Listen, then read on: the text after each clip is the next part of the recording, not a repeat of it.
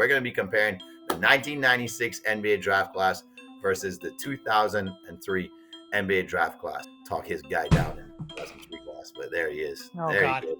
Oh, no. There he Oh, goes. there it is. Game time, baby. There he goes. It's all about the 03 draft class.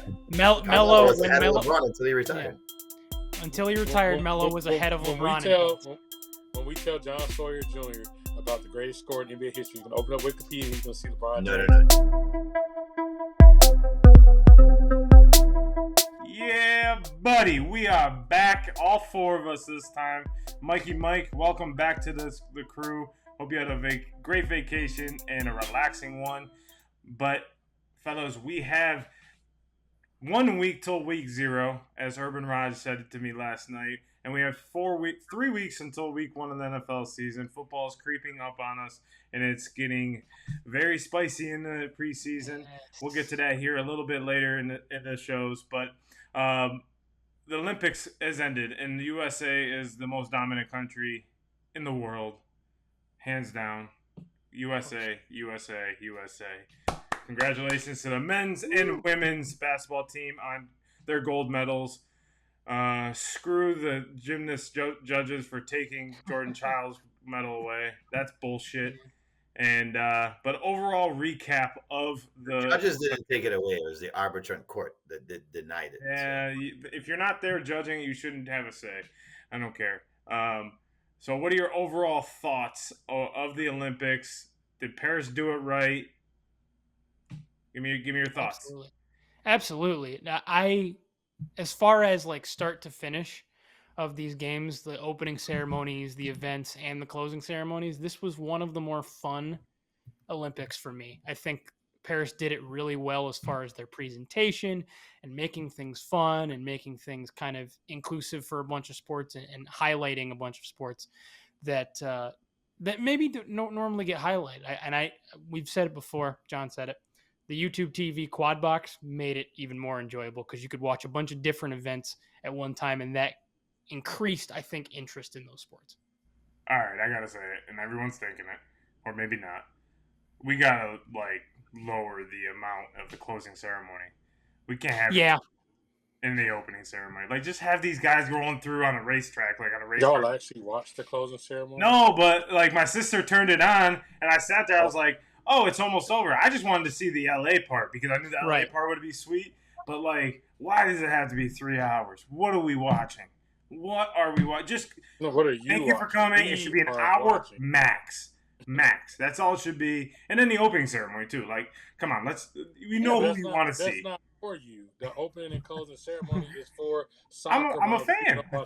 It's not for you. It's for soccer moms and people who don't watch sports. That's what that is for. That's why Tom Cruise is. Does Tom Cruise athlete? No, but some soccer moms say, "Oh, it's Tom Cruise." I don't give a fuck about Tom Cruise being there, but they do. It ain't for you. You got your 2 weeks now. Let them have their 3 hours to crochet and watch Tom Cruise. I had to wait 3 hours to watch that ending. Well, I'll take a stance and defend the Olympians. Like I told you guys, that's the almost the moment for 90% of the Olympians there because they're not really getting their moment on a podium or to do anything special in their sport. They're going to participate and do as best as they can for their country and maybe go after national standards and records and things like that. But it's for them. And I even contacted my guy Jordan, who I went to Rio with, and he was like, "Why the hell didn't we get to stay for this?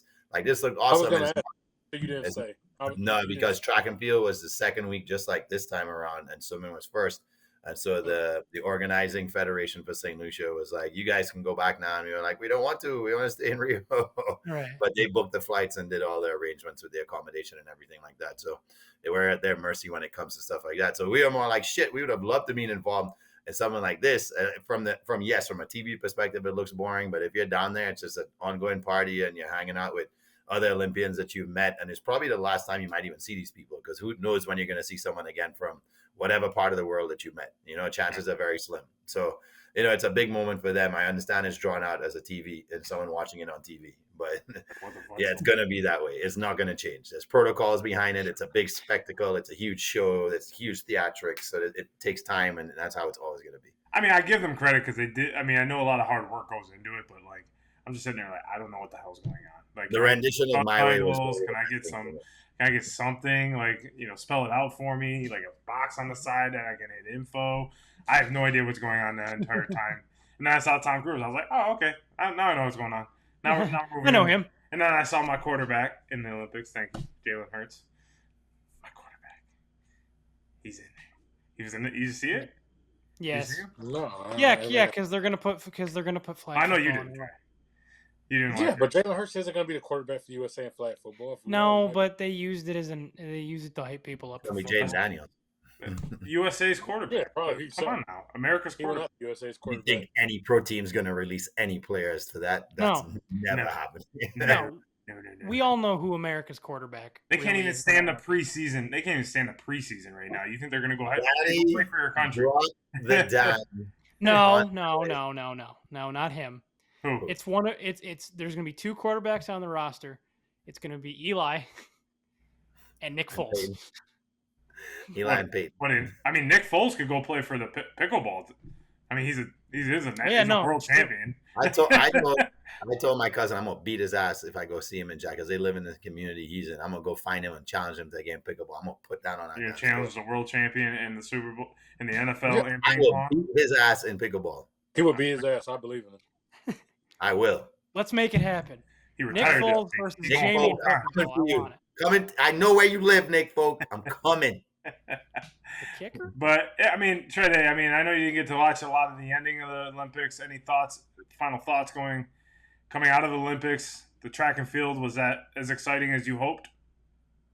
Yeah, I mean, track's always fun because we don't get it, but I mean, we do if you watch the college and all that, but you don't really get that type of level of track and field except for the Olympics. So I'm always going to enjoy watching the track and field. Too bad for Noah. He ended up getting COVID, so he didn't get to finish it. As usual, the USA men 4x1 team fucked up, and that is to be standard, as that is an annual tradition. So we'll look forward to fucking up in LA and dropping the baton out of lane 3. Just remember I said this now, that the baton will be dropped there. But yeah, I mean, Paris set the bar, fun, but LA's gonna do a beat. That's what I took from this, because LA's Hollywood, and all Paris did was just make this just gonna be so extravagant with LA. LA has all these new stadiums. You have the new rebuilt Forum, whatever the hell Steve Ballmer's calling that place. You have Staples Center. Into a dome, yeah. You have the Coliseum. You have the Rose Bowl Stadium. LA is going to be a monster when they get to the Olympics. Paris did a good job, but wait until LA gets this shit. I mean, and I turned around to watch. I was like, I turned on the 4x100. I think it was for the women. I think the women, the ones where they smoked them by like a half a mile. It looked like 4x2. Is it 2? I don't know. Yeah. I just know I turned around. I was like, I put it on the quad box. I turned around at work, and I looked back, and we were so far ahead. I was like, oh, she getting lapped. Oh no, we're winning by a lot. Winning. Like, all right, I ain't gotta watch this no more. They were like, I turned around for 5 seconds, and they were probably a good 100 meters ahead of the group. I'm like, oh damn, they just smoked them. But that was pretty interesting for me to see. But it was cool in the Olympics. Always like this time of the year. I mean, now we got the most important time of the summer, and that's the Little League World Series. Let's get it. Yankees are a part of that game on Sunday night, so hopefully they don't fuck it up and lose. But what's up, Mike? Well, you see, we talk about the closing ceremonies and how big LA is going to do it. So, gentlemen, now that I'm back, let me tell you what's on my mind. Oh, man. I'm joking. Well, in an interview talking about his part in the closing ceremonies, Dr. Dre said that he's interested in being a member of the USA archery team at the 2028 Summer Olympics. So, which I would think would be awesome. So, let me give you guys some other celebrities that could have made the Olympics. Actress Gina Davis, famously from A League of Their Own, nearly qualified for archery at the 2000 games. So maybe Jamie could have met Gina Davis. It'll be in a whole new life. Whole new life. Bella Hadid tried to make the equestrian team in 2016. Jason Statham competed in the British Olympic diving trials twice. Vera Wang fell short of qualifying in 1968 for figure skating, prior to her being a famous fashion designer. Singer Liam Payne of famously One Direction missed out on a spot at the English Runners School, which would have put him on the Olympic path. A lot of the Olympic British runners come out of that school. But the most surprising and interesting one is singer and actor Cody Simpson, who nearly made the Australian swim team in 2020 and 2024. Specifically in 2024, he finished 5th at the qualifiers in the 100 butterfly with a time of 51.79. The thing is, the time he needed to get to qualify for the team was 51.17. Damn. So he came a fingertip away from making the Australian Olympic team for Paris. He's really good. It's crazy how fast he is. In fly, too. I heard about the Statham one. It was like random too because they were like showing all the badass clips. They were like all badass clips from movies and stuff. It's like you want to see Jason Statham as a badass, and they see him bouncing on the diving board. Yeah, dude, I was dying. I was like, all right, that's enough. That's enough with hair media for the day. With hair, with hair, mind you. Yes, Jason Statham that was hair the worst. That was the weirdest part. I was like, that's not him. Oh, yes, it is. Oh, it is Jason Statham. Oh, okay. So yeah, no, there have been a lot of celebrities that have almost made the Olympic team. And you know what? I hope Dre makes it. I really do. I think that would be awesome. And that would be so LA, is to have Dr. Dre be on the archery team and then win. Well, he did come out with Snoop Dogg, so you never know. You never at the closing ceremony. So at the conclusion of the Olympics, we're like, okay, well, who's the star? Who are we really trying to, really highlight here? And unfortunately, it happened in my time in Sydney. The person who really stole the show was somebody who was probably one of the most unathletic people at the Olympics. In my time, it was Eric de Eel, and in fairness to him, the guy was just trying to get his country on the map, and he was training in rivers and no formal swim training prior to. But our girl from Australia, Reagan, in case you guys didn't know, has a PhD in cultural studies. And what do you think her PhD was on? It was about something to do along the lines of breaking in Australia being completely biased to one gender. And there's even stories of her from her chef at the Olympics saying, you don't know her history. She was left crying in a room because she was trying to be included in competitions. It was only boys. Well, you know what? Thanks for fighting, because you put on quite the show for us at the Olympics. It's a moment that will be remembered forever, at least in meme history. And apparently she said, look, I wanted to come out with my original moves and just kind of be as artistic as possible. But we kind of have to backtrack and ask the question, how did she even get to represent Australia? We're talking about bringing the best athletes in the world to the Olympics. And it kind of goes back to the concept of this. The World Dancing Sporting Federation did not even want breakdancing in the Olympics. They wanted ballroom dancing in the Olympics. And the Olympics were like, hell no, we're trying to attract a younger audience. Forget this breakdancing and ballroom stuff. We want something that has flair to it. So then they just threw out breakdancing kind of on a whim, and they were like, okay, we'll take it. And then all of a sudden they were like, oh shit, what do we do now? So they included it in the 2018 Youth Olympic Games, which makes sense. 18 and under kids, or kids 14 to 18, breakdancing's cool as hell. They could put it on right there in the village. Boom, big win. But then they had to follow through with it. It's like, shit, what do we do now? So now it's in Paris, and Reagan comes and gives the performance of the century, and we're all like, what in the hell was that? Well, apparently a lot of places like Australia didn't even have a federation to organize qualifiers, and the Olympics kind of had to do a last-minute thing and just piece it all together. Thankfully, I think for the purists, it's not going to be back in the Olympics in LA in 2028. It will be replaced by a lot of other sports. But if this is the last time we're ever going to see Reagan in the Olympics, well done, Reagan. You put on quite the show. Well, fellas, we have our fantasy football draft coming up here in the next, couple weeks. We got trade days, back-to-back champions. To be exact. Champion below me right here is Trey Day, back-to-back times. Title defense starts. Where's the ring? Where's the ring? I gave it away. It's a new year. We move on. The title defense starts in 18 days. Better it's go a get new back. year. We move on here. That's what champions do. Yeah.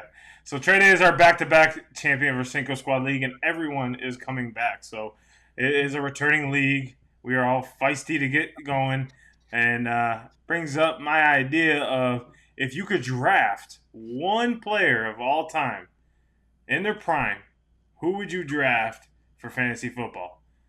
Keeper league. There's only one right answer here. Yep. There's literally only one right answer. The only answer is LaDainian Tomlinson. There's only one right answer here. LaDainian Tomlinson is clear-cut by far the greatest fantasy football player in the history of fantasy football. Let's go back to specifically the 2006 year. The man averaged in the standard league over 30 points per game and played all 16 games. But you talk about a prime. What better than a prime than, hold up, let's pull this up. LT in his first 8 seasons, each season he had over 1,000 yards, 10 touchdowns, 300 receiving yards, 50 catches, and played all but one game in his first 8 years. What more consistent? Anybody else you think about, whether it's CMC or anybody else, you're like worried, like, damn, is Christian going to get hurt? Is Justin Jefferson going to get hurt? When you look at like this year's fantasy, you look at your top guys. But LaDainian Tomlinson, you knew he was going to be available, which is one of the biggest things in fantasy football. And when he was there, he was always there, always ready, and always available. And another key thing for LaDainian is, unlike some people, you get some situations where you're like, oh, shit, we're in the red zone. They're going to give it to this guy. He may catch it. He may run it, but you knew in the red zone, it was pretty much him or Gates. That was it. If it wasn't going to Gates, it was going to him. Those are the only 2 options. So he basically got all the red zone production. And he can pass. Yes, he is moving miles. And he can pass. From Texas. He is from I was not. We were not on the same wavelength. So because I was not thinking that at all. The person I was thinking was none other than Michael Vick, and his running game. I mean, it all depends on kind of the league, right? I mean, obviously depends on what kind of stats you're going to give the quarterback. We had that one league trade that we were in a few years ago where like quarterbacks were getting like 100 points a game. It was Brandon's league. That's right, and it was like stupid. So you'd be dumb not to draft a good quarterback first. Right. Or high in the picks, but Michael Vick was just lethal. He was going off, and I think it was the 2006 season as well with LT. I think it was around 2006, 2005 year where I think Vick won the MVP, right? Did he get MVP? He didn't get MVP. I thought he got MVP that 05. No, he's really good. I'm pretty sure he didn't get MVP, though. I thought he got LT was MVP in 2006. LT was MVP that year. But I mean, how can you not go with a guy that can be as elusive and be able to throw the ball downfield, create his own pretty much plays where he wants to? I mean, he could have thrown the ball up to himself a bunch of times in those Atlanta games. And I got a secondary pick, and like this would be a defense. Not allowed. Not allowed. Mikey, your turn. Not allowed. No, go, Mikey. And before you even go there, as much as I love Vic, he got hurt a lot. I would have been too scared. If we're talking all the time, I need a guy that is available. Vic, I said 2005, 2006 team that he was on. I picked the guy when he went to I'm sorry, 2004 one where he went to the NFC Championship game against the Eagles, and the Eagles beat him. Yep. As much as I love Vic, he didn't have an 8-year prime, but Daniel Tomlinson did. Yeah. Well, that was because of other reasons. Yeah, but that was not because of injuries, bro. But even before that, remember he did get injured in the preseason. He did get injured, but he really couldn't finish his career the way he wanted to. I mean, his own doing. But Vic was injury prone. As much as that was like my favorite quarterback growing up, I'm not. Yeah, he took a lot of abuse. I was on him too. Remember, even he says it about him and Lamar right now. The difference in him and Lamar is Lamar knows how not to take these hits and get down. He did. Like, he said that. He was the younger, smaller size of Cam Newton. He was like, if you remember, like Vic would take those hits like Cam would. I remember you and I be sitting there and be like, Cam is 6'5", 260. Yeah, exactly. He's a smaller version of him. No, I'm saying right. That's the difference. Can afford to take them hits. Vic's like fucking my size. Right, exactly. All right, Mike, who are you taking? Eli? Fucking no, I'm not taking Eli. No, fucking Tiki Barber. No, not Jacobs. Barber. You just gonna name all the Giants running backs? Mario Manningham, Odell Beckham, Victor Cruz. No, LT is a good pick. Vic's a good pick. John, I looked it up. You probably would want Vic in the 06 season because he passed for over 2,000 yards and ran for over 1,000 in the same season. Yes. Okay, so it was 06. Yeah. The one I went to was Barry Sanders. That man was – the thing is, so LT was a good pick, but I stayed away from LT because of Gates and Vincent Jackson. There were other options in the offense. Barry Sanders was the Lions. And he never had a season below 1,000 rushing yards. He had 6 seasons over 10 rushing touchdowns. So I feel like I could get despite the fact that he had a shortened career, it wasn't really because of injury. It's just Barry was done. So I think I could get, especially in a keeper league or a PPR league, I think he's a good pick either way. I'm either keeping him and getting consistency out of him, and he would, play consistently all the time, it's just he gets carries. So I'm thinking in a PPR league like we play in, he's going to get a lot of touches, he's going to get a lot of yards, and he's going to get a lot of touchdowns. So I would go Barry Sanders. But well, you wouldn't get a point. You wouldn't get a point off of PPR for that. Because it's the pass game, and Barry didn't really get passes in that. He didn't get passes a lot. PPR is more not handoffs. The other issue with Barry, and I'm not knocking Barry, is the line was so bad. Remember, Barry also had more rushes for loss than anybody in the league, not because of his doing, because the line just did him no justice, which is what scared me. San Diego at the time had a decent line, which is why LT. I'm not saying that Barry Sanders is a better running back, but I'm just saying for the situation they were in, one guy was fucking running for his life as he was taking handoffs. The other guy, at minimum, was going to get 2 yards before somebody got in his face. Plus, he also had a better quarterback to keep people out the box. Barry did. Barry had fucking Scott Mitchell. The one positive is you're almost going to get Barry. You're going to get potentially a touchdown a game with Barry, which is good. That's 6 points. And I get what you're talking about with the touches, but exactly. I mean, a lot of those yards he was fighting back. Imagine if he had a line like an amazing offensive line, he would have rushed for 2,500 yards.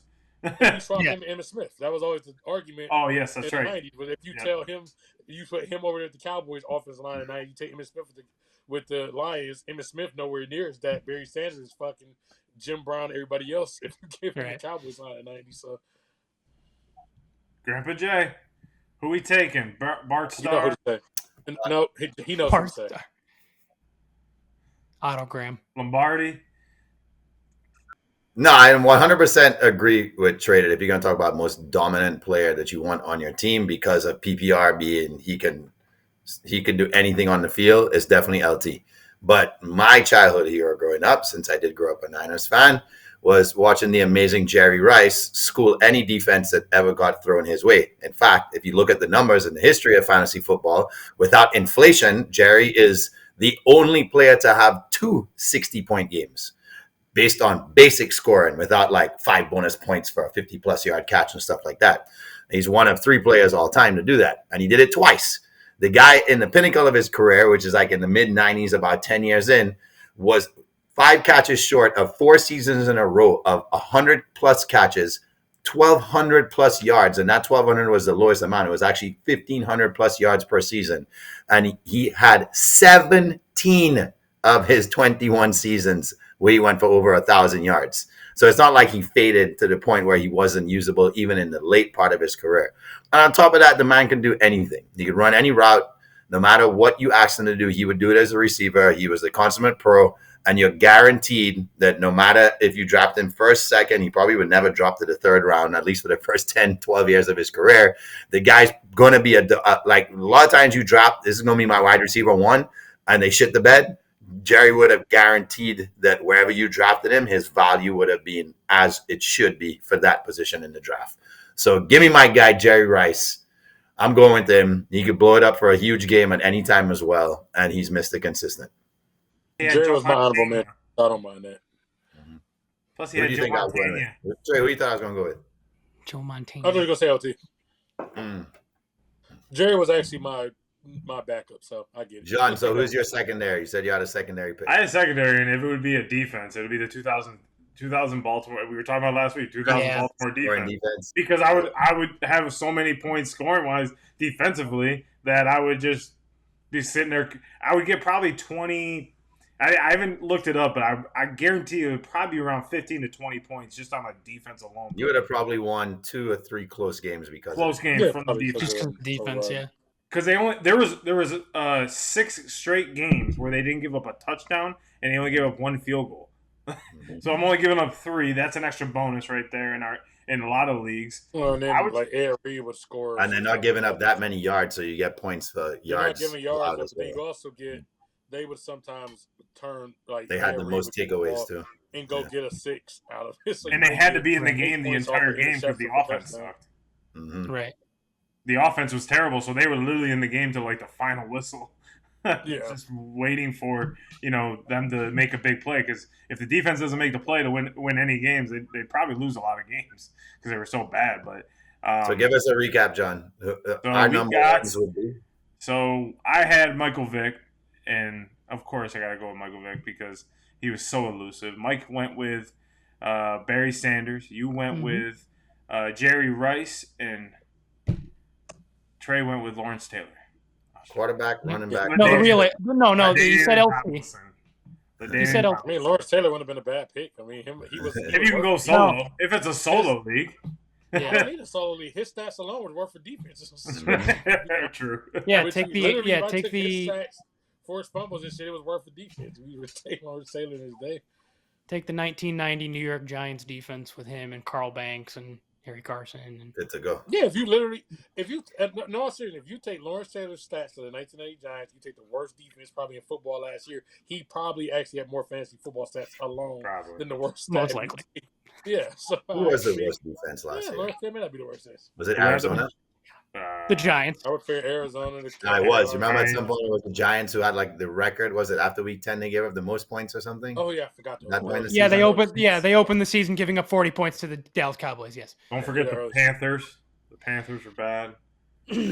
Oh, okay. Yeah. I thought you meant. I mean, Giants give up points to the Panthers. I'll be honest. My picking the last few years. I mean, Trey could tell me everybody he's picking this year. I still would finish ninth. It's just not. It's just not going to work out for me very well. I need to get on a streak or something. What? You're due though. That means you're due. No, you just have to win close games. You lost every close game except for one last year. Yeah. The dice didn't roll in your favor. That can't happen for 2 years in a row. Yeah, goddamn Justin Debo. Tucker. Goddamn Debo. First round pick Justin Tucker. Yeah, exactly. I'm gonna take Justin Tucker. Yeah, he just made a 68-yard practice. Wide receivers this year. Not if you ask one of the officials. If you ask one of the officials, he missed. No, it went through. Even though it clearly. Oh, I know it went through, but. No, they slowed it down the McAfee show, and it literally went through. Like it was over the bar. No, it did. The one ref that made the call was on the other side of the bar. He's like, I didn't see it. I'm like, then why make the call? Honorable mention: Julian Alfred just run the ball to the end zone, girl. Let's go. There you go. Preseason football has to go. It's just getting absolutely ridiculous to see all these injuries week in and week out. And a lot of them happen during practice, but a lot of them happen during the games because of injuries they sustain by being hit. The NFL has to do something, especially if they're going to extend the seasons to 18 and it's going to go to 20 games at some point. They need to eliminate it. I don't mind the inter-squad scrimmages where they have the other teams come in and play each other. I don't mind that, but when you look at this landscape of everything, your money is those players. As the Minnesota Vikings are a prime example, Jordan Addison and now J.J. McCarthy, your potential two futures of your team, are out for a long time, potentially are out for the season right now, and it's going to be a long road back for Minnesota, especially a team that was thinking they're going to come back on the cusp of getting a playoff run. Now that dream is squashed. The NFL needs to eliminate preseason and or make it 2 quarters. There's got to be some sort of balance here because these players can't go at the rate that they're going, at the speed that they're going, and last the entire season. Something needs to change, and the NFL needs to do something. But we got to get to our fun game. It's Grandpa Jay's turn for Matchup Time Machine. Yeah, take it away, Grandpa Jay.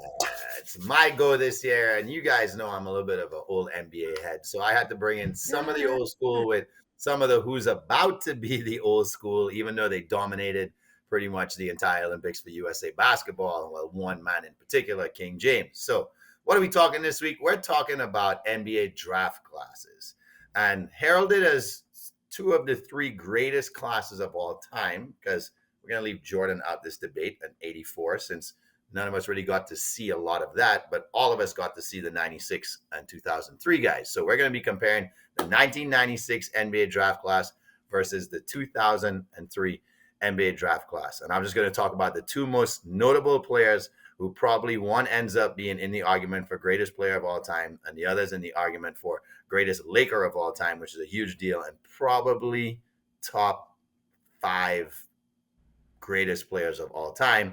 That'd be LeBron James from the 2003 class. He would be the headline and top pick. And Kobe Bryant, who was not the top pick, was Allen Iverson, but Kobe Bryant being the guy of that class, 5 rings, LeBron 4 so far, So, gentlemen, let's take it away. Who you got? The 96 draft class or the 2003 draft class? I know where John's going already because he's now going to talk his guy down in 2003 class, but there he is. Oh, there God. He goes. Oh, no. There he Oh, goes. there it is. Game time, baby. There he goes. It's all about the 03 draft class. That draft class, besides the best player in the draft, was this guy right here, number 15 from The Syracuse. best player in the draft was Obviously, I'm kidding. Come on. LeBron was the best player in the draft. You know. Oh, it. okay. I was like, I'm not blind, but yes, it was. If you said the best scorer in the class, I would say yes. He probably was the best scorer in that draft. Maybe Dwayne. Dwayne looked good in the Final Four. Looked really good. I mean, that draft class you know, he's not was the best really scorer in the good. class. I mean, we had. In NBA history in that class. Just Well, What? he played 6 more seasons than him, but he was ahead of him. He was ahead of him until he retired. He was ahead of him. It ain't his fault if he just want to stay healthy. He was ahead of him Who's that? until he And retired, which keep means being he was a Melo. better scorer actively during his career. Who was that? Hey, Melo, was when ahead of Melo, LeBron until he retired. until he retired, Melo was ahead of when LeBron. When we tell John Sawyer Jr. about the greatest scorer in NBA history, he's going to open up Wikipedia and he's going to see LeBron. No. James. It'll be the most points All right, scored. well, it's my turn, so both shut up. It's all about Melo, baby. That was the greatest year for college basketball for me. I was cutting down the nets. I was watching Syracuse at the mountaintop, and then Mark Melo broke my heart by going to the NBA. Obviously, I understood it, because why not? Should have been number 2 pick in the draft. Should have went to Detroit. Still don't. Detroit's still kicking themselves, and that's the funny thing about these drafts. 2 teams are kicking themselves to this day about not drafting who they should have, or the Charlotte Hornets not keeping who they should. I just think this class, just with the 4 guys I'm gonna mention, LeBron, Melo, Bosh, and Wade, just straight scorers, just can really dominated their time. I mean, the 96 draft was. I mean, they had obviously Marcus Camby, who was great out of UMass. Number 1 player. I think he won the Naismith Player of the Year. Then he had obviously AI. Syracuse beat Georgetown. Not anything. You know, the head-to-head matchup was there, but then you had Stephon Marbury. You had the 3rd greatest shooter of all time in Ray Allen. Okay, I'll take that. Antoine Walker was good. You have Kobe. I mean, they have a lot of good guys in that 96, but I think the 03 is just going to bully them. With a lot of great players like which one I was looking at, a steal out of the draft was Indiana getting James Jones. I think that was pretty good. Ended up being a great player, 14 years in the league. A few other guys that fell pretty far in that 03 draft that were like pretty good role players that could play off the ball, play really good, help out LeBron, help out Wade, help out, and those 4 guys pretty much. And we already saw it happen with Wade, Bosh, and LeBron. They both won a championship. So come on now, it's got to be the 03. Even though it would be a gauntlet to go against that 96 one, because they got guys on that team, guys, just straight dudes. So Go ahead, Mike. I know you're 96. gonna. No, What's that? Mike wants to tell you about 1996. I can see the look in his eyes. It's 1996. The 2003 class is fantastic. Obviously, it's very top-ended with absolute legends and stars, but it's the depth that helps out 96. You've got Allen Iverson. You've also got Kerry Kittles, who is an underrated player for the Nets, but also 2-time MVP Steve Nash, Peja Stojakovic. But what this really all comes down to is 2 Pistons legends. The 03 class gets ruined in this debate by number 2 overall pick Darko Milicic, because he was such a bust that it hurts the entire class. Meanwhile, the guy that really helped them instead of Darko went undrafted in 1996, and that is Big Ben Wallace, one of the best pure defensive players of our generation, let alone we've ever seen. So when it really comes down to it, I think the depth and the fact that Kobe slipped so far in this draft and is definitely a top 5 player all time on top of the other talent they have, it puts 96 over the top for me. 96 the best class. I like the underdog mentality. Let's get it. You got it. Okay. Let's get it. I believe in my guys. I believe in my guys. It's not an underdog. The reason it's not an underdog In that game, it would be. And no, it wouldn't be because what Mike just said right there. The reason not an underdog mentality even going into it is the fact that they have undrafted Ben Wallace. So one of their best Hall of Famers, 5 Hall of Famers on it, one of which was an undrafted guy. Just to show you about the undrafted. You say undrafted, or we talk about picks. Kobe was 13. Everybody you named is top 4. So you named all the guys who are rated very high. Steve Nash, not in the top 10. That's a future Hall of Famer, MVP. Kobe, not in the top 10. Future Hall of Famer, former MVP. Ben Wallace, multiple-time Defensive Player of the Year, undrafted. When you look at even other undrafted players, Darvin Ham plays in the league for years, becomes NBA head coach. Chucky Atkinson also plays for years, undrafted. Like they're undrafted. They actually have more underdogs in that class specific side part. Okay, so if we're talking about speaking of like head-to-head matchups and stuff, I mean, at the end of the day, you do have Ben Wallace to play defense. You do have Marcus Camby to play defense. So, I mean, who down that class is going to go bang? Bosh, are you going to get his ass down there bang with him? No. And then we talk about Zaza Pachulia. Come on now. Exactly. Zaza Pachulia. They don't have that type of depth where you can put Darko in the game to go bang. And then you look at even like the bust factor. In 1996, you look at your lottery picks, the worst player is Todd Fuller. That's probably your biggest bust. And we look at 03, Mike Sweeney. Terrible. Sorry, Mike. Mike Sweeney was terrible for the Knicks. Jarvis Hayes, Darko Milicic. I mean, they had a lot of busts at the top. The other, like the 96 class, didn't have that. And then, even if we look at international success, Stephon Marbury is one of the greatest international players in the history of international basketball. It was actually a pretty good NBA player. So, when I'm looking at this, no, this 96, hands down. I mean, because they do have the depth. They do have multiple guys for each position. They can shoot the gym. And I mean, yeah, 03 has Corver. On the other end, you got Ray Allen. Oh, okay, check Ray Allen. Fuck it. Peter Stojakovic is open. Like, no, it's 96. And by the way, 96 is better than 84. Go ahead, Jamie. 96 compared to 84. Just forget 2003 right now. So you guys know I'm going with 96 there. You guys have mentioned all the points that I wanted to touch on. Depth is the most obvious of them all because if your draft class is highlighted by Chris Kaman and Kyle Korver when you're trying to find depth, you don't have depth in your class. So 2003 was super top heavy, like you guys brought up already. And arguably maybe the greatest player of all time ends up coming from that class. But when you're talking about a class, you can't just say, well, because he's the greatest of all time, that class deserves to be the best. Because even when you compare 84 had Akeem, Charles, and Mike, along with some other really good notable players as well in that 84 draft. So 2003 takes the cake in terms of top heavy talent. Big guy. Sure. But if you're talking about a class that also changed the culture, Allen Iverson changed the way basketball players dressed, period. Like he changed the swag of how ballers came to games and how they went to post-game interviews. Steve Nash was the first Stephen Curry. He made little guys believe that they can dominate a big man's game. So they had people who created cultural shifts, and then the Black Mamba. So they created giant cultural shifts around the sport and in the sport more than the 2003 class did. So from that standpoint, hands down, they get that. And I think if Ray Allen was allowed to shoot as much as Steph would still be chasing his record right now for most 3 points of all time. So, and he's one of the greatest Seattle Supersonics of all time, even though he got drafted by none other than the Switch. You guys forget that switch between him and Marbury, where he was actually drafted to Minnesota. He came right after Steph he was Minnesota and Steph was Milwaukee before him. And then they announced the swap in the trade because at the time, Kevin McHale was pulling all sorts of weird strings when he was the GM for Minnesota. And I remember that moment when I saw the draft and I looked at it. I remember it was about a year or two ago. Ray Allen was like, I'm confused. Why the hell does Minnesota want me? They already have a 2-guard. Marbury's like, yes, I get to play with KG. So it was the greatest move for both of them because we saw how that catapulted both of their careers.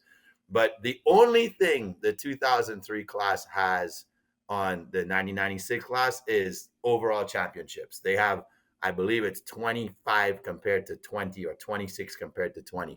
But if you look at like 2000 and up, that was all the 96 draft. You had Kobe and Iverson in the 2000 finals. You have Kobe again in 2001, Kobe again in 2002. In 2003, you have Kerry Kittles. In 2004, you have Darko Milicic because the Detroit Pistons and Ben Wallace. Ben Wallace. It's just guys from that 96 class were just like in finals after finals. Is Ben Wallace considered because he was undrafted? Because we were talking about drafts. He wasn't drafted, was he? But he was class. part of that class. He just he went. He could have been. Drafted. We're talking about drafts. Like what happened in the Yes, draft. but he was in the '96 class. If you're saying could was have part been of that drafted. class. Yeah, It's he's not- in the Could have class. been drafted, but he wasn't. So that's what I was saying. Like, are we really considering Ben Wallace? Because I mean, yes, there's other guys there, right? But are we really considering Ben class Wallace would you because consider Ben Wallace was not drafted? It's the '96 draft versus the 2003 draft, not the class. So that's what I was saying. And That's what John, he let's said. also remember, as much as you celebrate 2003, '96 was when John Wallace waited forever to get drafted by the team that obviously was the best fit for him, was the New York Knicks. However, he did lose to Antoine Walker, who went to the Boston Celtics and went on to win a championship with your Miami Heat in the 1996 NCAA Finals, which sparked a 3-year Kentucky run to the finals. So I like to remember '96 more than 2003. You take your 2003. I love it. I take it all fucking day. I don't give a shit if I'm up against the odds. I will take it all day. That was a great year for me. I remember that year vividly. It was great. And shout out to Trey Day for getting me this. So, let me know how wrong I am in the comments because apparently I'm very wrong. And The NFL is back, and am I the only one that enjoys preseason football? I mean, all I've heard around are it's not real football, it's not enjoyable, the starters don't even play. And yeah, is it the highest caliber football we possibly could have? No. Most of the starters aren't playing, the stars aren't in, but it's still football. We always are. People during the offseason are always like, oh, I can't wait till football comes back. Oh, it's going to be so exciting when football comes back. Well, football's back. It's not the regular season, I understand that, but it is football. And do I watch every single minute of every single game? No. But I always make sure to go back. I watch highlights of not only the Giants, but also other games because I'm interested to see football again. I'm excited for football to be back. And speaking of the Giants, that might be colored by the fact that it is the Giants. I'm a Giants fan, and we do have so many position battles. It's not even funny. We have so many rookies that are probably going to be starters that we're probably not contending. But I still enjoy football being back. I'm excited that it's back, and I always want to watch some NFL football when it really comes down to it. Let's keep it rolling. So we have a bunch of. I'm gonna throw it over to Trey Day with this one, but we have a lot of teams that haven't won a Super Bowl. So which one is most likely to go first? And I'm throwing it over to Trey Day to give How us many haven't won one yet? This is the audience. 12 knows. teams. There are 12? 12 teams. It's There are 12 or 12 teams. 13? It's 12? Okay. For 12 teams to never win a Super Bowl. I'll run the list if y'all want, just in case. The Yep. 12 teams to never win a Super Bowl in their history are the Arizona Cardinals, Atlanta Falcons, Buffalo Bills, Carolina Panthers, Cincinnati Bengals, Cleveland Browns, Detroit Lions, Houston Texans, Jacksonville Jaguars, Los Angeles Chargers, Minnesota Vikings, and Tennessee Titans.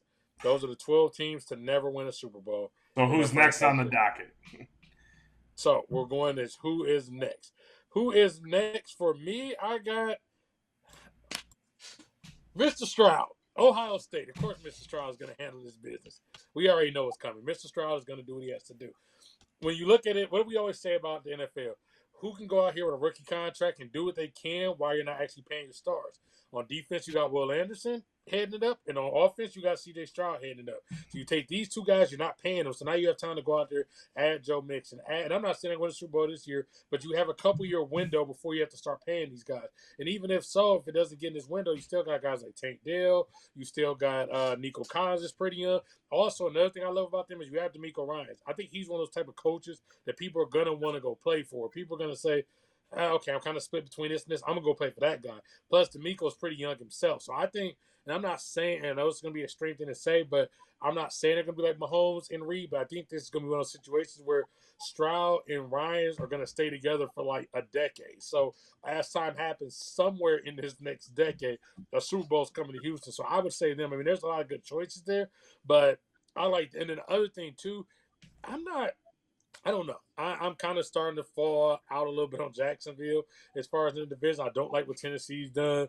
And the Colts, I still a lot to be desired. I mean, Anthony Richardson, we got to see if he can stay healthy. I also like what they look like in that specific division, saying, what do you got against these young guys you're going to be going against for the next, let's say, 5 to 7 years and some one of these teams to win? The one team that's a big question mark in this entire thing is Tennessee. They did a lot in the offseason. And if you go back and look at all the trades that they made, all the acquisitions, the receivers, the biggest question mark is who's playing quarterback for them, right? I know Will Levis is supposed Jamie's to, guy. but I don't know like how well he's going to do, right? I've never thought he was going to be an NFL quarterback starter at all when he came out of Kentucky. That is the biggest question mark. If they had a semi-decent quarterback there, then you're probably putting Tennessee in this conversation a little bit more. But I totally understand. Houston is definitely, and you missed one key guy that they acquired from the Buffalo Bills, which was Stephon Diggs, which is huge. He finally has some help to allow himself to be open. But my team, and it makes me freaking painful to even say, it's the Buffalo Bills, I think, is the next one up. I think they are just due. I hate saying it. Trust me, it burns my tongue when I say it. But the Buffalo Bills, I think, are due. I think they're doing everything they can in their power to get themselves into a position. I like how they drafted Keon Coleman. I think it's a perfect fit for Josh Allen, but they still have some questionable pieces that are going to be there. If Houston's going to win it, I think Houston's going to win it this year or next.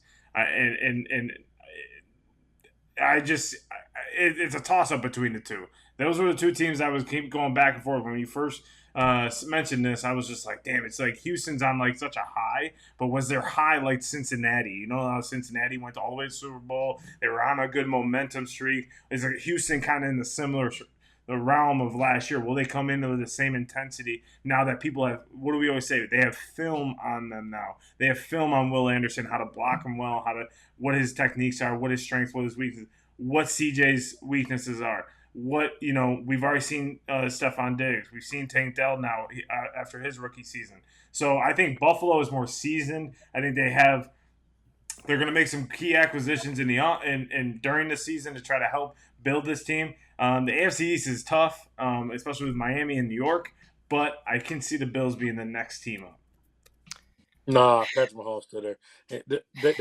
They seen ghosts. Their whole franchise history is ghosts. I just don't see the Bills. Whether we go back to the '90s, whether we go back to now, there's some franchises and they are just one of those franchises. That's why they're getting rid of their stadium. Yeah, maybe that'll help. Maybe exercising the demons. Yeah, maybe that's get rid of the demons because right now it's not even on the talent thing. It's just certain franchises I just don't trust. Like shit's gonna. Yeah, I don't even know. I mean, I don't know. Patrick Mahomes needs 8 seconds. It's just something's gonna go. I hate to say this. James Cook is gonna fumble in the AFC Divisional Championship. I'm saying it now. With about 2 minutes left, and then Patrick Mahomes gonna go for a touchdown. Remember, I said this right now, and that's how that season's gonna end. Divisional round. They're gonna have a home. They're gonna be home. James Cook fumbles. Chris Jones picks up. He falls down. Patrick Mahomes gets them to the 20. Harrison Butker kicks field goal. Eliminates Buffalo. Remember, I said that. Yeah. That's just wrong. I know, that's very specific. But it's probably true. But it's probably exactly going to happen. What happened last year. That's the thing. Every league, every major league has a team, at least one team where we say every year, we have no confidence because the blank are going to blank. Like it's the Mets are going to Mets. The Bills are going to Bills. I hate saying it. San Diego. I hate saying it because my grandfather, one of my grandfathers was a big Bills fan, and I, for him, would love to see the Bills win just because, well, I agree, John, they're due. You feel like every year they're due. But the problem is we say that every year. And I'm going to go, I'm on the Texans bandwagon, like hardcore. Like I love what they've been doing. And yes, the sophomore slump is absolutely possible. We've seen it so many times with so many guys. I think the difference here is that the Texans have so much depth to start off Anderson and Stroud's sophomore seasons that it becomes easier for them to be able to adjust and make game plans. And DeMeco Ryans is a great head coach. So if not the Texans, the other team that I was kind of playing around with was the Detroit Lions, because at some point, Man Campbell, baby. Man Campbell. Come on now. All right. How do you not look? I mean, I'm surprised that they didn't win last year. Exactly. I thought they might. I thought they might. Shanahan's going to get run over by Man Campbell. Exactly. And it's kind of, it does kind of go along with the Bills. It's like, at some point, you got to think they're going to win one at some point. By accident. They'll just run into like a 17-14 win in the Super Bowl. Like, you know how the Bills are going to win their first Super Bowl? Is they're going to hit the upright and it's going to go in. It's finally going to go their way. That's completely literally how they're exercise gonna- all the demons, and Scott Norwood can, sitting at home, can shut the TV off immediately after and go, that shit So, would be so. listen, if that happened in the Super Bowl, and that's how the Bills won the Super Bowl in that game-winning kick, I swear Scott Norwood better be at the front of the parade holding the trophy and be getting his flowers for not being as bad as everybody makes him out to be because of that. Don't worry, one. Mike. He'll be actually in the end zone with a 45-foot industrial fan, and you're like, "How did the ball do that?" And they'll be like, "Fuck, I got caught." I'm gonna say Is something. that cheating? I'm gonna say something that might be out of line, but you remember the Titanic when the old lady finally rests? Mhm. Yes. Oh, Yes, Yeah. that's what's gonna happen. Scott Norwood's because I could finally rest. He's gonna lay down. As- It's just okay. gonna I know I'm the nerd. That's I'm how the this- biggest Honestly, nerd I here. would Everybody not sees want Star him on the raft on the parade boat or anything. He might go wide right and miss the fucking Ha, I might miss a port, turn. and then be- yeah. like, hey Scott, Yeah. just stay in Buffalo, or just actually leave Buffalo and then like come back when we're done. Grandpa Jay, who you got for your Super Bowl team? Who Well, is it? I'm going to automatically disqualify 6 teams for the next 8 to 10 years because Michael Jeffrey Jordan, Patrick Michael Jeffrey Jordan Mahomes resides in the AFC, which means we got a problem for 6 teams on this list. Yeah. And plus, the NFC has proved that it's the most wide open of the conferences, right? When somebody gets hot in the AFC, it was the Pats. Now it's the Chiefs. It's like every other year or 2 in a row. So you're automatically just competing against the team of destiny, and it's been that way for so long in the AFC because the NFC is wide open, and because Detroit had 1 foot in the door, they were 1/2 away. In fact, a 1/4 away from getting into a Super Bowl for the first time ever. They blew it. And they got a taste of what they want as a franchise now. It's over 30 years since they won a playoff game. The fans are hungry for it. They have the roster depth on both sides of the ball. They've improved at the running back position. Gibbs is going to be, to me, the player that everybody should be thinking about this year because the guy's an animal and he will run like one this year, and he will run them right back into the NFC Championship game. And I know the 49ers should be the favorites, but they are 1 offensive tackle away from being a pretty mediocre team. And it will happen if he does go down, which might happen because Trent's a little bit old now. We might see a very average Brock Purdy, which is what I hate because everybody's waiting for that moment. They're like, we can't wait until we could prove to you guys that Purdy's just average and it's his weapons, it's not him.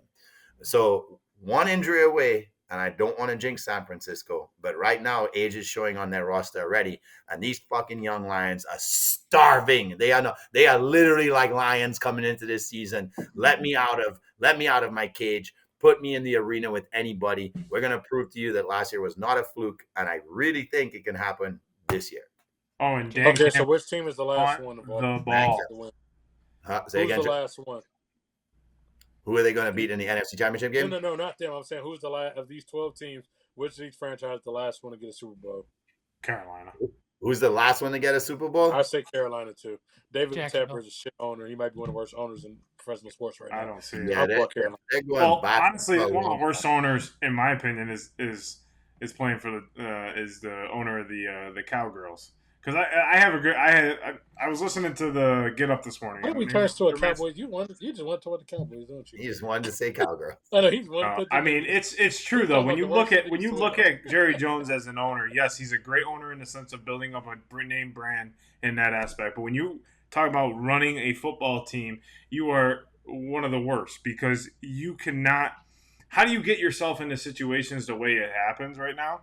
That is just absolutely terrible. I mean, he every single year we're talking about a player that he's not going to re-sign that they need to re-sign. We're always talking about some sort of let go, and then the team usually has a down year afterwards. Then we're like, oh shit, now Jerry Jones not spending money, not doing anything. He's the richest owner in the league.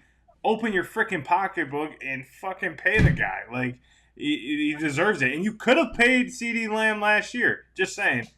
I'm just saying, he could have paid him for $20 million last year. Now he's got to pay $35, which he's going to get. And if he gets $35, your boys down there in Steel Town probably got to fork up because I've heard rumors that the Steelers are going for Brandon Ayuk, but they ain't paying Ayuk anywhere close to 35. I mean, he's not as good as CeeDee, man. He's not even close. But you know how the market goes. The market goes up. So this is I know in a lot of cases Francisco's that having went cold up. feet anyway with that. So so here, Trey, my team is a team. Technically, you could say it would be them, but the reason why I'm gonna say them is they won't exist in a couple of years, and that's the Jacksonville Jaguars because they'll be the fucking London Gunners. no, they'll be there. Whoever. They'll be there. They'll be there because why would they invest $2 billion into the stadium? They're building a brand new stadium for them. Now. When another team relocates, then they'll take them back to Florida. So we're gonna have 30. What are we? We're gonna have 34 teams. And Yeah, I can they tell will. you, No, seriously, it might be a dual citizenship thing. He's been so thirsty to try to be in London. Akan has been so thirsty to be in London. I wouldn't be shocked if it turns to a dual team, dual citizenship situation. The Jackson but London have- Jaguars. Why does the team have a middle name?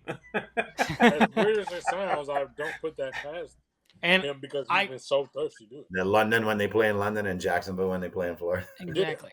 And I can tell you firsthand for multiple business ventures, the cons burn money like it's going out of style. Because they also own AEW and they put so much money into that for a shit product. Yes, I'm saying it now as a pro wrestling fan, it's a shit product. The guy. Shit, if they just burn money, they want to just give money. I mean, shit. Oh, no, I know. Absolutely. Please. I mean, I'll be a full supporter. 4 hours north. Right. I'm going to talk to Mr. Cam. All right, as we talk about Super Bowl champions, we have Cinco Squad champion, number deuce, going to, we don't know yet, because Trey Day has not clinched yet. So who will clinch it? It is time for everyone's favorite game, Stump the Squad. Yeah, boy. Go ahead, buddy. It is Stump the Squad time, and we are about to hopefully not have a champion crowned tonight because Trey Day does not need to score another point tonight.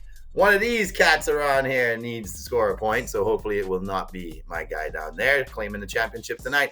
If you want to play along, if you get the question right, you give yourself 2 points. If you get it wrong, give yourself a -2. If you beat us, make sure you comment, like, subscribe, and let us know we suck at this game. We don't cheat, so you shouldn't cheat either. We know everything, but we pretend not to because we want you to win, actually. You at home, yes, looking at this. So today, like always, like I've been doing, it worked last week. We're going to make sure Trey starts with 0 points after question number 1.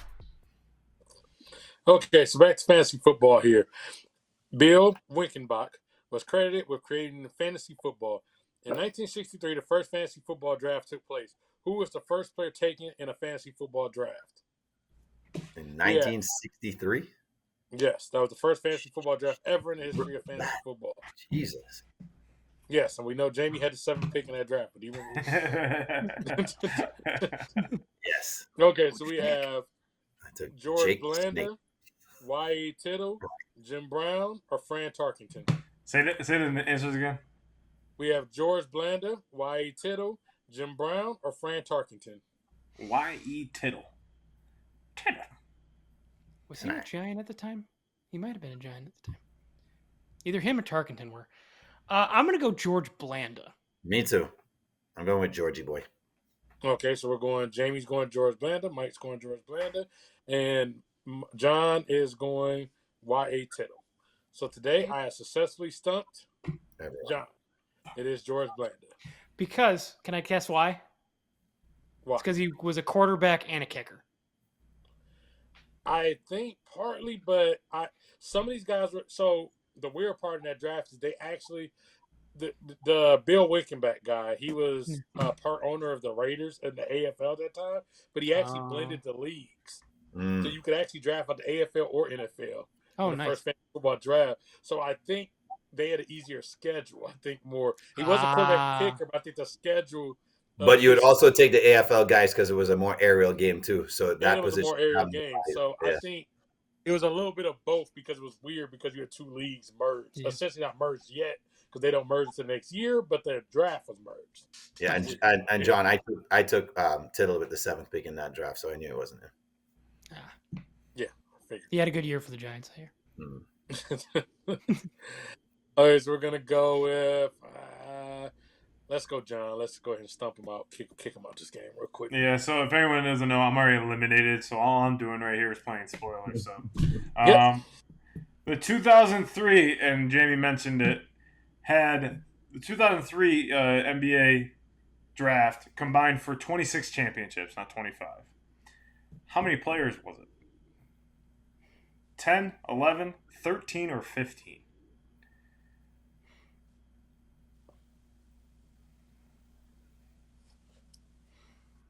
$13? Okay. No, I'm just done. I'll go with 13. Yeah. You know it wasn't this guy. Unfortunately. You can already eliminate him. What you got, Trey Day? All right, so 11. 11, Trey Day. Grandpa What are the Day? other choices? What are the other choices? 10, 11, 13, 15. 15. Grandpa J says 15. Today I've successfully stumped Mike and Trey. It is 15 players for 26 championships. Brings Mike to 0, Grandpa J to 4, me to -2, Trey to -2. So, Grandpa J, stop getting answers right. So, go ahead. You're next. I'm up next. Yep. All right, gentlemen. I'm going to make this one really easy. It's the last thing I'm going to say Olympics until 2028. No, that's a lie. But last thing in a long time. So we did mention at the beginning of the show that the USA and China tied for the most gold medals in the Olympics this year. Can you tell me who was the next? Which country finished third for gold medals, not overall medals? Was it Australia, Great Britain, Great Britain. Great Britain. Go to sleep. Australia, Great Britain. I said it again. Did it again. I'll make sure to put on the graphic Great Britain. Japan or Germany? Australia. Australia, Okay, baby. Australia, Oh, Great Britain, Japan, or Germany? Australia. Oh, I'm trying to remember the board. Yeah, I don't remember the board. I'll go with my gut. Great Britain. Britain. Yeah, but Australia, a Great Britain, Japan. and a Japan. And gentlemen, the correct answer is Japan. Japan finished third in the gold medal standings. Oh, I'm done. I've been done. Mike, come on over to the dark side. You're done too. So Trey has to get it right. Yeah, Trey has to get it right. We need you to get it right. And you need, well. And I have to get it wrong? No, Jamie has to get it wrong, I think. Jamie has to get it wrong in order to tie. And Trey has to get it right. Okay. Right. Yeah, So, The scores are -2 Mike, 4 for Jamie, 0 for Trey. So either if Jamie gets it right, he wins. Jamie gets it wrong, and Trey gets it right. It's overtime. All right, Mikey. Give me my gift of the week, son. A dub. Okay. All right. Yogi Berra holds the record for most double headers caught. So most times catching both games in a doubleheader. How many doubleheaders did he catch both games of? Yeah, right, dude. 105, 107, 117, or 127? So how many has he caught? He holds the record for most times catching both games of a doubleheader. Okay. How many times did he do it? 105, 107, 117, or 127? 107. It might doing a reverse psychology using 3 sevens, and it might be the one that's not a 7. Trey, I'll go first. Because my mom's birthday is coming up, and it's on the 17th of August, I'll say 117. I was leaning 117, but I have to go different now. Yes, you do. 127. Okay. Please tell me I won. Let's go to overtime. Gentlemen, we're still alive. It is 117. Yes. No, we are still alive, as in we can still win. I thought you meant we're still alive tonight. We're going into overtime. So it is 117. No, you meant. Grandpa J is the winner. Comes all the way down from 0 points and makes a dramatic comeback to now 1 win away to tie Trey. And Mike, it's between you, Trey, and Grandpa J. and I'm over on an island chilling with my jersey, still thinking the 03 draft class was the best. So There you go. it So is. technically, right, we can have a tie next week. You can if you Yeah. One if of you us or needs Mike to win. tie Trey. Yeah. It won't be a 3-way tie. It will be between you and Mike. If you win or Mike wins, it will tie Trey. If Trey wins, he wins it all. And if I win, Trey wins it all.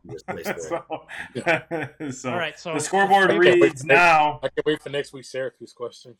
So the Syracuse- scoreboard reads. basketball. So 124's episode is Grandpa J winner. And the scoreboard reads Trey with 7, Mike with 6, Jamie with 6, John with 4. So tune in next week. Make sure you guys tune in because it's going to be a Royal Rumble to the end. Will Trey Day win or will Grandpa J win? But make sure you guys are tuning into our socials. We're back at it. We've had a little vacations, going on vacations here, all of us. But football season's back, fellas. We have 1 week away from college football. Week 0, as they mention it. We have 2 weeks of college football. Starts officially where Michigan reigns as the national champions. Or we might not have a coach. The Eagles. You're even playing this year. You guys aren't saying much, so I'm going to say that you guys agree with me. So you guys agree with me. The Eagles are going to win the Super Bowl championship. No, they're not. Yes, No. they will. No. And we'll see you guys here next week for episode 125. Make sure you guys tune in to the socials at Cinco Squad Pod 05. See you next week.